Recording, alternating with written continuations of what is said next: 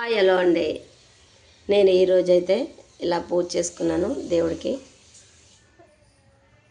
శ్రావణ శుక్రవారం 3వ వారం కదా, నేను ఇలా పొద్దుటే లేసి పూజ చేసుకున్నాను. ఈరోజు మా గ్రామ దేవత బలసలమ్మ తల్లికి కోటి పుష్పార్చన జరుగుతుందంట.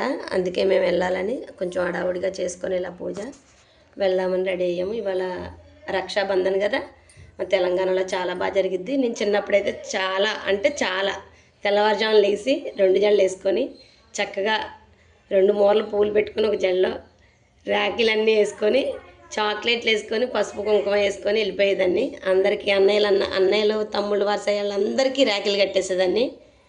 ఇప్పుడైతే మా తమ్ముడు ఉన్నాడు, మా అన్నయ్యలు ఇద్దరు లేరు, ఇంకా మా తమ్ముడికి కడతానమాట. ఇలా పూజ చేసి రాఖీలు కట్టాలి. ఎప్పుడైనా సరే పూజ చేయకుండా కట్టకూడదు. ఎందుకంటే మనం కట్టిన తర్వాత వాళ్ళకు కూడా మంచి శుభం జరగాలి.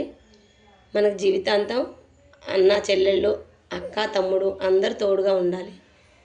తోడుగా ఉండి మనకు ఆయు ఆరోగ్యాలు ఆ భగవంతుడు ఇవ్వాలని కోరుకుంటూ రక్షాబంధన్ కట్టాలన్నమాట. చిన్నవాళ్ళైనా సరే పెద్ద మనసు చేసుకొని కట్టాలి.